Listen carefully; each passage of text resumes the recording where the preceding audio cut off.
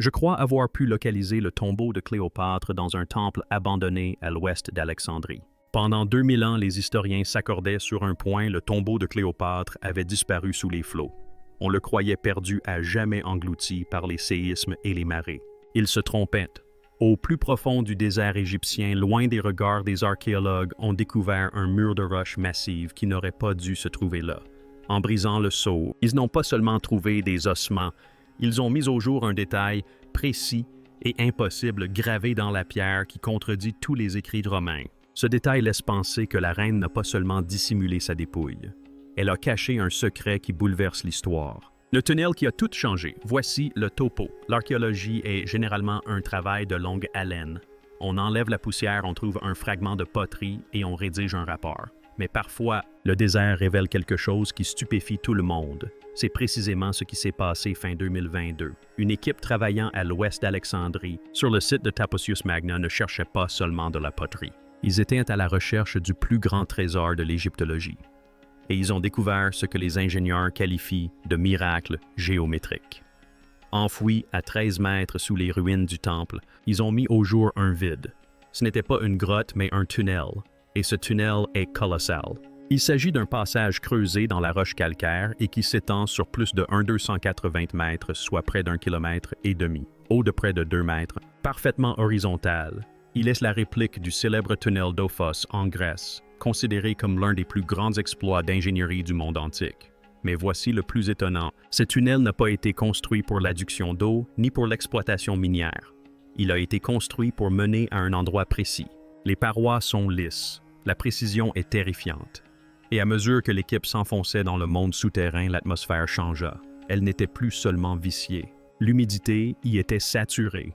Certaines parties de ce tunnel sont en réalité submergées par la nappe phréatique, ce qui corrobore la théorie selon laquelle une vaste portion de l'ancienne Alexandrie et de la côte environnante a sombré à la suite de séismes survenus il y a plusieurs siècles. Mais ce tunnel a résisté. Le docteur Kathleen Martinez, à la tête de ce projet, a immédiatement compris ce que cela signifiait. On ne creuse pas un tunnel d'1,5 km dans la roche pour un simple citoyen. On ne le dissimule pas à 12 mètres de profondeur à moins de vouloir protéger quelque chose de précieux d'une armée. Les Romains venaient chercher Cléopâtre. Ils voulaient la faire défiler enchaînée. Si elle voulait échapper à cette humiliation, il lui fallait un plan de secours. Et ce tunnel, il ressemble trait pour trait à une voie d'évasion vers un au-delà caché. Mais l'histoire devient plus étrange encore. Au fond de ce tunnel, enfoui dans les sédiments, ils découvrirent 2 têtes d'albâtre. L'une représente un roi, l'autre un personnage de haut rang. Ils ont aussi trouvé des pièces de monnaie. Pas n'importe lesquelles, mais des pièces de bronze estampillées du visage de Cléopâtre en personne. Ce n'est plus une simple intuition. La preuve est littéralement sous nos yeux. Puis, ils ont découvert les momies. Mais il ne s'agissait pas de sépultures ordinaires. Ces corps étaient dissimulés dans une chambre reliée au tunnel et leur langue était en or. Une langue en feuilles d'or était placée dans la bouche des défunts afin qu'ils puissent parler à Osiris, le dieu des enfers. Cela signifie que ces personnes appartenaient à l'élite. Elles étaient importantes et gardaient le passage. On a donc un immense tunnel secret. On a des gardiens aux langues d'or. Vous avez des pièces à l'effigie de la reine. Toutes convergeaient vers une seule conclusion: le tunnel était une route. Et au bout de cette route, derrière un mur de pierre et de briques de terre crue, le radar au sol détecta une immense cavité. L'équipe comprit qu'elle se trouvait devant une porte dérobée. La température monta en flèche. Quelque chose générait de la chaleur ou une réaction chimique à l'intérieur. Lorsqu'ils parvinrent enfin à dégager les pierres, l'odeur qui les saisit n'était pas seulement celle de la pourriture, elle était métallique, elle était âcre. Et au centre de la chambre trônait un sarcophage de granit noir qui contredisait toutes les descriptions des livres d'histoire romains. Les inscriptions sur le couvercle furent le premier indice que l'histoire se trompait. La maîtresse du Nil. Pour comprendre l'importance de cette boîte noire, il faut remonter le temps. Il faut s'intéresser à la femme elle-même. Car ce que l'on vous a appris à l'école n'est que propagande romaine. On l'a dépeinte comme une tentatrice, une femme qui usait de son charme pour parvenir à ses fins. Mais ce n'est pas la vérité. C'est l'histoire que les vainqueurs ont écrite pour la faire passer pour une faible. En réalité, Cléopâtre était un génie. Elle n'était pas seulement une souveraine, c'était une érudite. Elle parlait près d'une douzaine de langues. Elle fut la première de sa lignée à apprendre l'égyptien. Elle étudia les mathématiques, l'astronomie et la médecine. Lorsqu'elle monta sur le trône, elle ne se contenta pas de porter la couronne. Elle devint l'incarnation vivante de la déesse Isis. C'est fondamental pour son peuple. Elle n'était pas humaine. Elle était divine. Ce n'était pas juste un caprice. C'était un coup de maître politique. En s'associant à Isis, la déesse mère qui avait ressuscité son époux Osiris Cléopâtre, s'est rendue intouchable. Isis était la divinité la plus populaire de la région. Incarner Isis, c'était s'assurer une loyauté qui transcendait les lois. C'était s'assurer une foi inébranlable. Mais Rome était en pleine expansion et affamée. L'Empire convoitait le blé et l'or de l'Égypte. Cléopâtre savait qu'elle ne pouvait pas combattre leur légion à l'épée seule. Elle fit donc appel à son intelligence. Elle s'allia aux hommes les plus puissants de Rome, d'abord César, puis Marc-Antoine. Sa relation avec Antoine n'était pas une simple passade, c'était une manœuvre de pouvoir. Ensemble, ils formaient un couple puissant qui terrifiait le Sénat romain. Antoine était vénéré comme la déesse vivante ou Osiris en Égypte. Cléopâtre, quant à elle, incarnait Isis. Ils formaient le couple divin. Ils projetaient de régner sur un empire reliant l'Orient et l'Occident. Et cela terrifiait un homme nommé Octave. Froid calculateur et obsédé par le pouvoir, Octave lança une vaste campagne de diffamation contre Cléopâtre. Il la traita de sorcière, de menace étrangère. Il persuada Rome qu'Antoine avait perdu la raison. La guerre était inévitable. Et lorsque la poussière retomba après la bataille d'Actum Cléopâtre et Antoine était acculé. C'est là que l'histoire se complique. La version romaine officielle raconte qu'Antoine se suicida, croyant Cléopâtre déjà morte. Alors Cléopâtre, accablée de chagrin et fière, laissa un cobra et un asperger s'échapper. C'est une scène dramatique. Elle est poétique mais aussi suspecte. Pourquoi? Parce que le cobra est le symbole de la royauté. Il est le symbole d'Isis. Mourir mordu par le serpent était une voie vers la divinité. Cela colle trop bien au récit.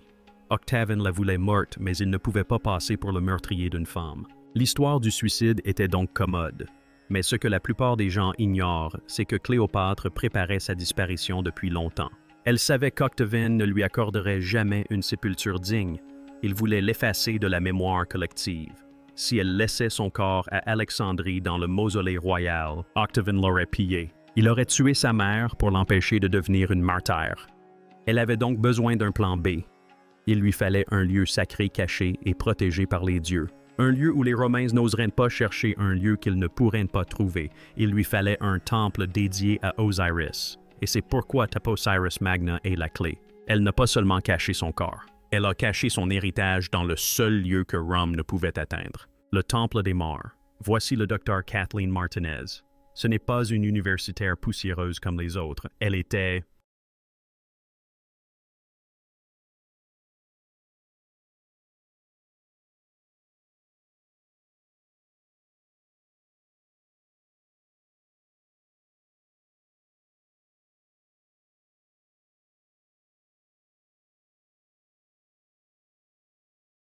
Une avocate pénaliste dominicaine obsédée par cette affaire non résolue a examiné les preuves comme s'il s'agissait d'une scène de crime. Elle a alors décelé une faille majeure dans le raisonnement des autres experts. Tous cherchaient le tombeau dans l'océan près du palais royal d'Alexandrie. Cela paraissait logique. C'était généralement là que les reines étaient enterrées. Mais Martinez soutenait que Cléopâtre n'était pas une reine comme les autres.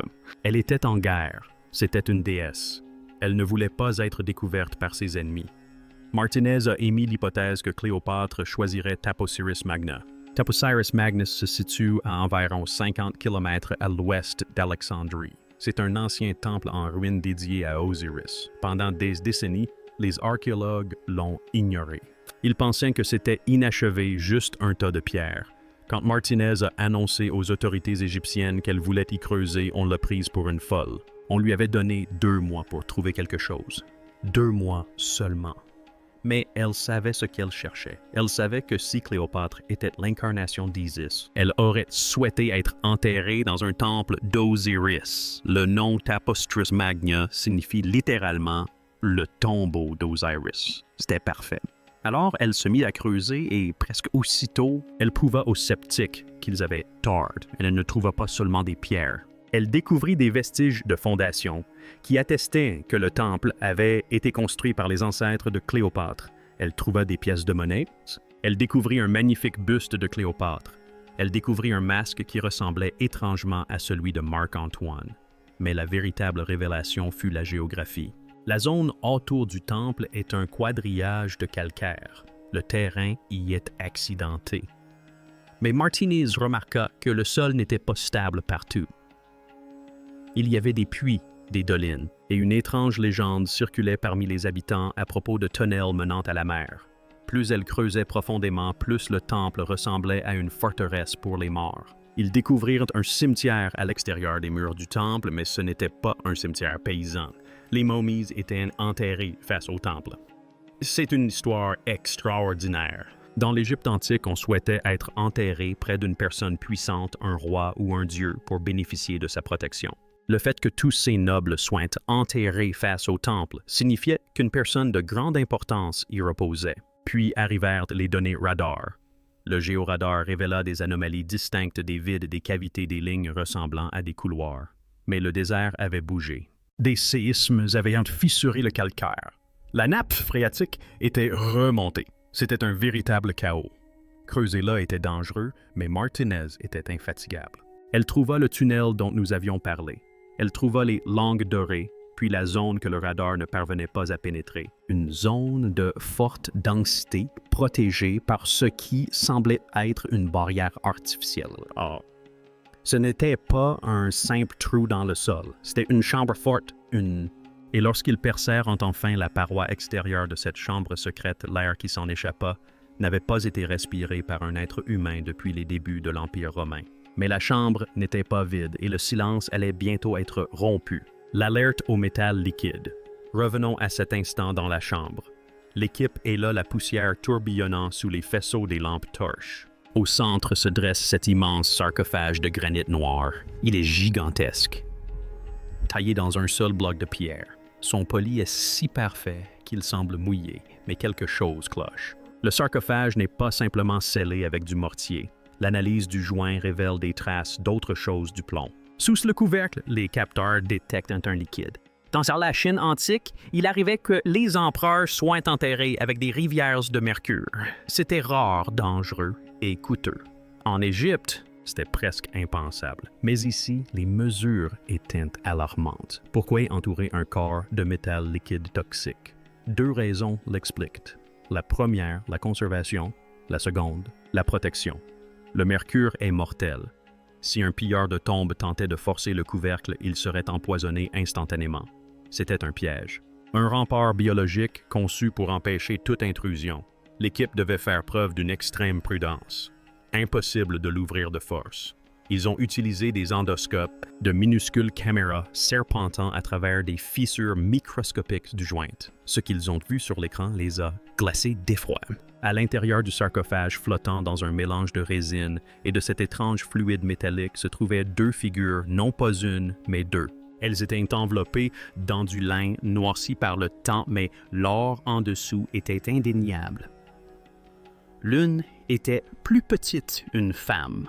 Elle portait un pendentif en forme d'aile d'Isis. L'autre était plus grand, un homme. Sa cage thoracique était dilatée, ses côtes saillantes, suggérant un rituel d'embaumement très précis.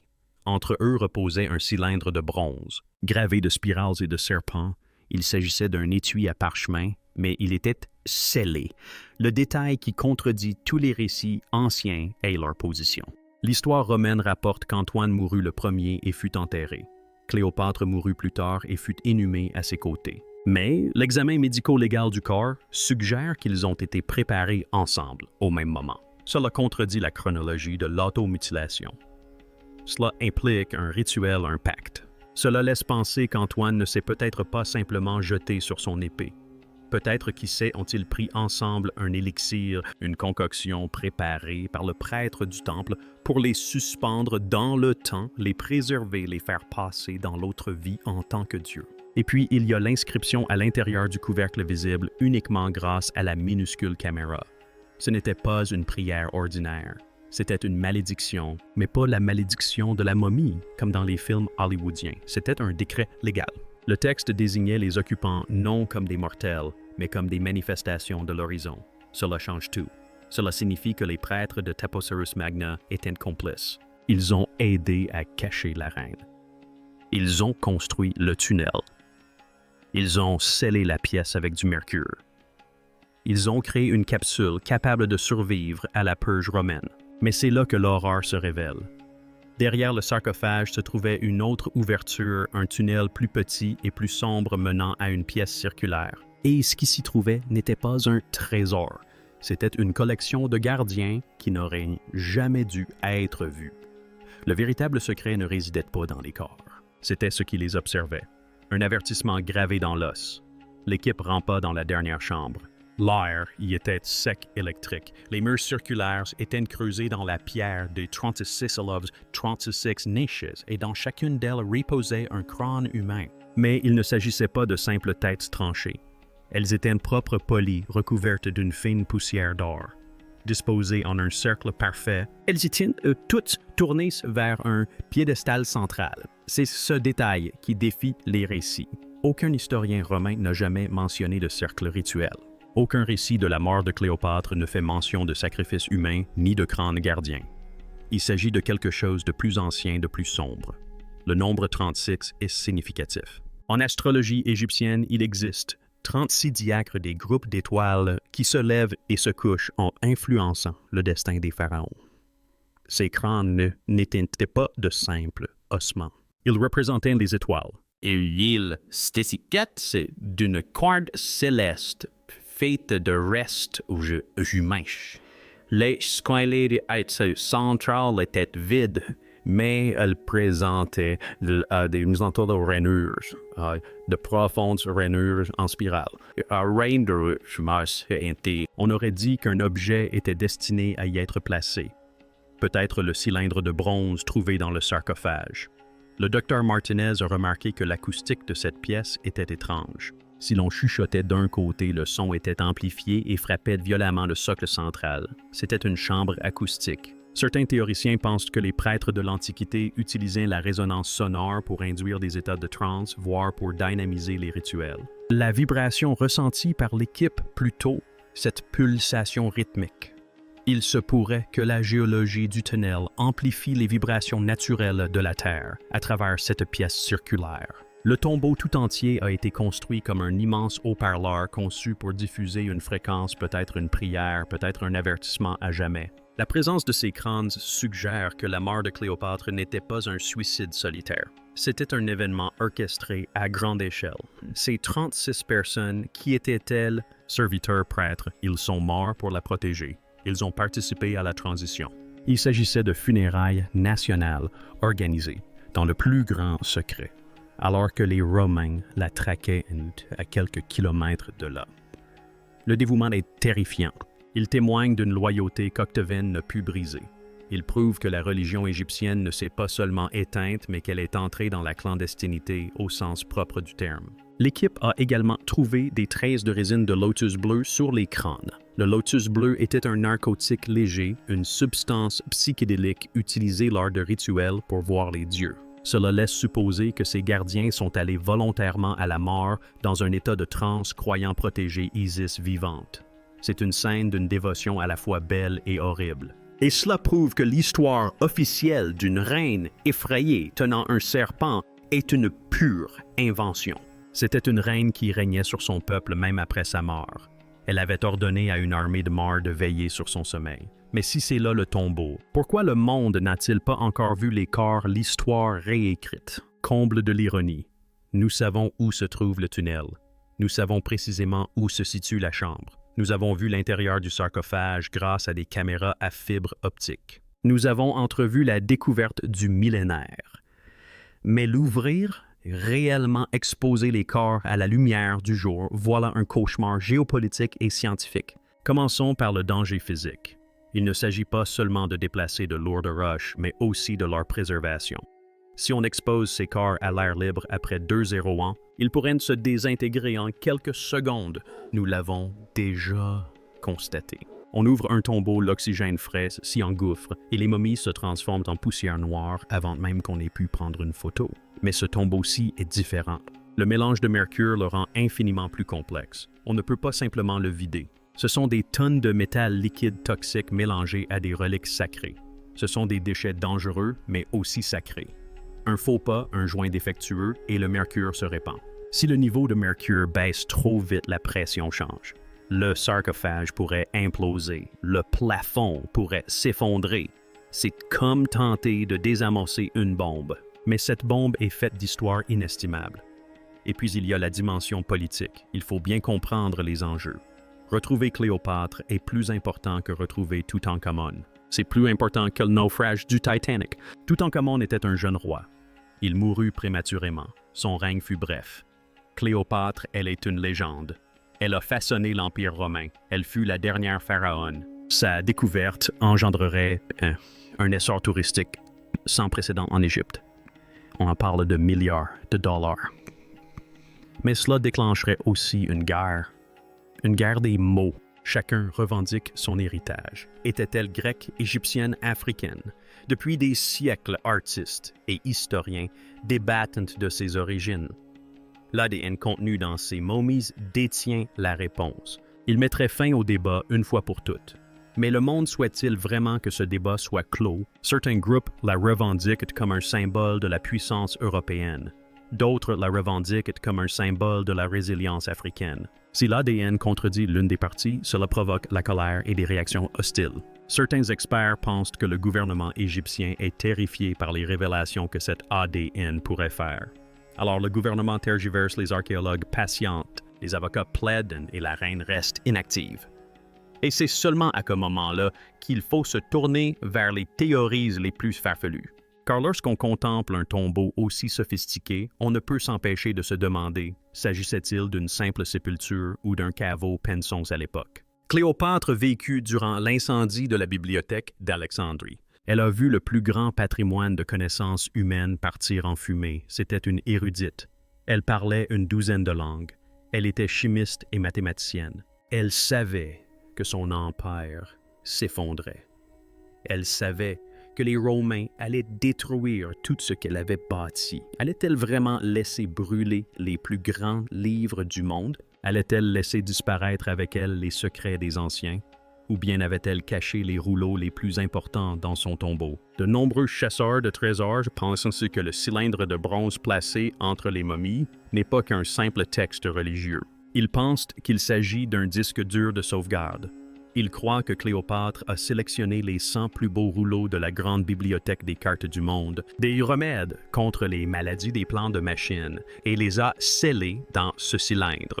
Si cela s'avère vrai, ouvrir ce cylindre ne changerait pas seulement l'histoire, mais aussi la science. Elle pourrait receler des secrets médicaux oubliés depuis 2 ans. Elle pourrait révéler que les anciens connaissaient l'Amérique, l'électricité ou les étoiles bien avant nous. Mais le plus inquiétant reste à venir. Observons à nouveau la chambre acoustique, cette pièce au crâne incrusté dans les murs.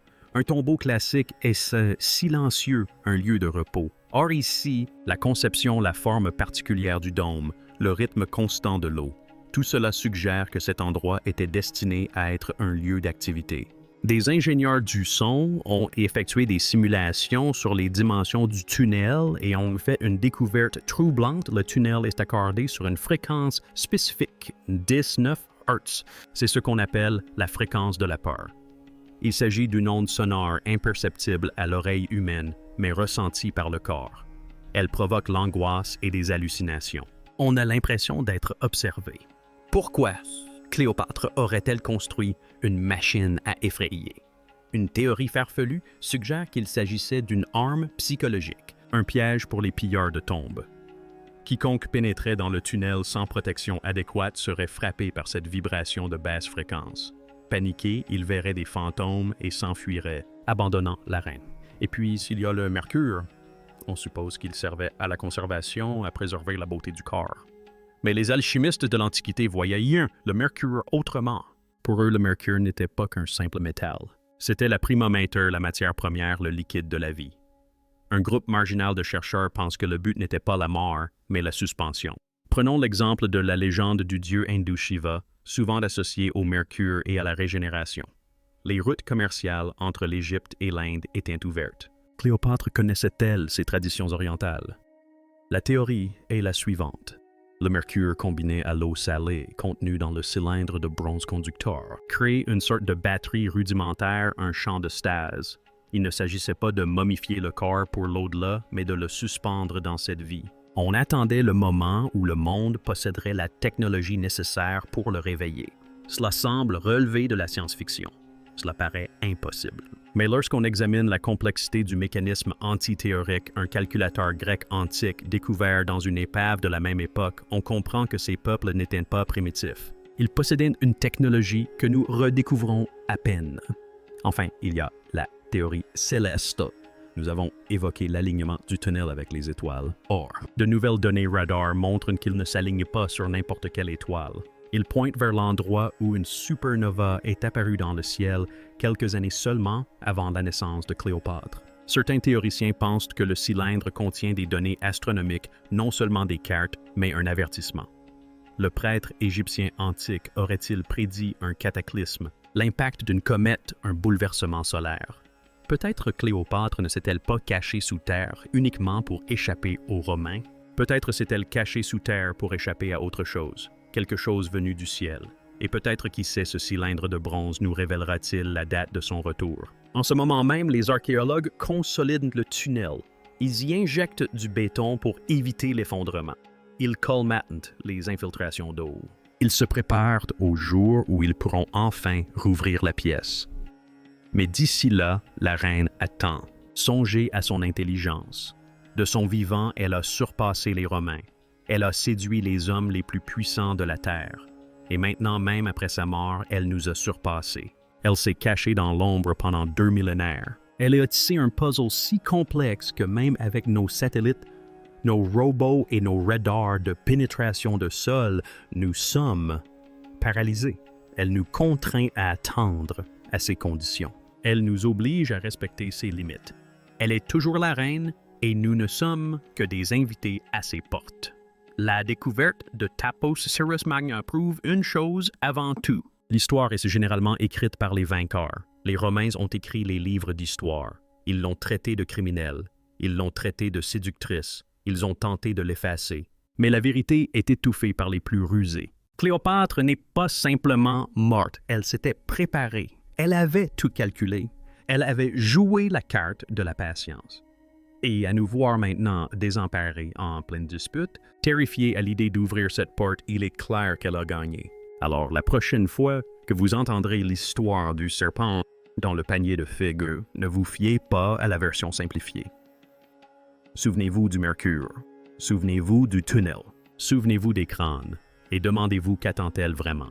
Voici donc la grande question. Si ce cylindre contient les propres mots de Cléopâtre et qu'il contredisent tout ce que nous savons de Rome, sommes-nous prêts à réécrire l'histoire ou préférerons-nous la légende à la vérité? Dites-moi ce que vous en pensez dans les commentaires ci-dessous. Et si vous voulez découvrir d'autres secrets des sables, n'hésitez pas à liker et à vous abonner. Vous n'allez pas croire ce que nous allons découvrir ensuite.